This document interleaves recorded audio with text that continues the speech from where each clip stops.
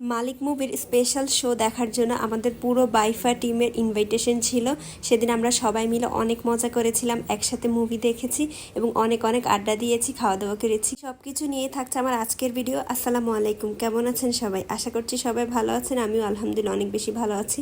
After a long time আমি একটা video নিয়ে এসেছি।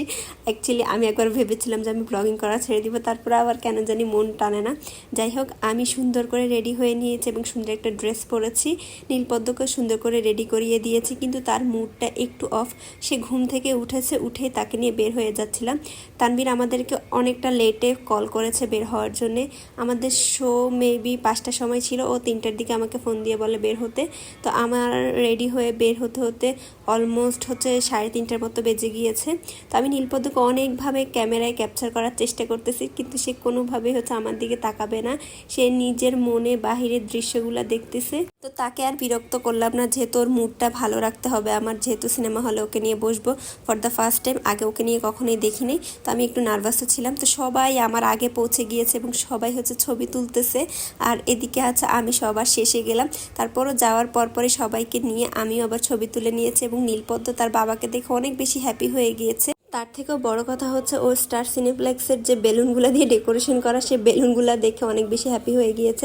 এরপর আমি মাহির সাথেও ছবি তুলে নিয়েছি, আর মাহি কিন্তু মালিক সিনেমাতে ওর একটা সিন আছে, তো ও খুব সুন্দর করে অভিনয় করেছে এবং আমরা সবাই মিলে অনেক অনেক ছবি তুলেছি, ভিডিও করেছি। আর সত্যি বলতে সেদিনকে আমার কাছে আমি নিজেকে মনে হয়েছে আমাকে অনেক বেশি সুন্দর লাগছে। আর আমি এই সুন্দর একটা ড্রেস পরেছি, এই ড্রেসটা একটা অনলাইন পেজ থেকে নেওয়া।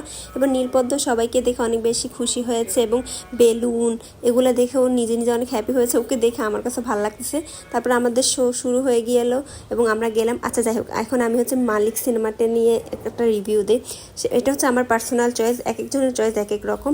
তো আমার কাছে আরিফিন শুভকে খুবই ভালো লেগেছে এবং বিদ্যা সিনহা মিম আপুর লুকটা আমার কাছে অনেক বেশি ভালো লেগেছে। তারপর ওনাকে একটু এইজি মনে হয়েছে, তবে তার লুকটা আমার কাছে বেশ ভালো লেগেছে।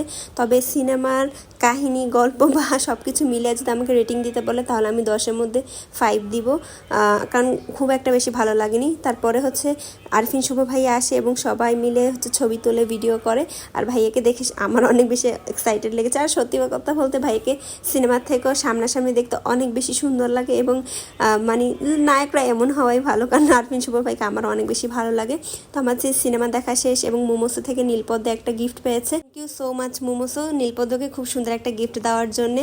এরপর আমাদের সিনেমা দেখা শেষ, এখন সবাই ইন্টারভিউ নিচ্ছে এবং আমরা অনেক সময় ধরে এখানে এনজয় করলাম এবং আমরা এখন সবাই মিলে খাবার খেতে যাব। তো বসুন্ধরা সিটিতে ফুড কোর্ট যেটা আছে, সেখানে আমরা খাবারের অর্ডার দিয়েছি। তো খাবারের অর্ডার দেওয়ার পর আস্তে আস্তে অনেক বেশি সময় লাগে। নীলপদ্ম এদিকে বোর হয়ে যাচ্ছে, তো ওকে এন্টারটেনমেন্ট করার চেষ্টা করতেছিলাম। আর ওকে ফাইনালি একটা বেলুন নিয়ে দেওয়া হয়েছে এবং সে আকিফ মামার সাথে খুব সুন্দর করে বেলুন নিয়ে খেলতেছে এবং সে বেলুনটা পাওয়ার পরে তার মুড অটোমেটিকলি চেঞ্জ হয়ে গিয়েছে এবং সে খুবই এনজয় করেছে। আর নীলপদ্মকে নিয়ে প্রথমবার আমার সিনেমা দেখা এবং ও যে এত সুন্দর এনজয় করবে, এবং এটা দেখে আমার বেশ ভালো লেগেছে। এরপর আমরা সবাই মিলে অপেক্ষা করতেছি, আড্ডা দিতেছি। ফাইনালি আমাদের খাবার চলে এসেছে। আমরা চিকেন, তারপরে ফ্রেঞ্চ ফ্রাই, বান এবং আরও একটা রোল টাইপের দিয়েছি। সেই সবগুলো খাবার অনেক বেশি মজা ছিল।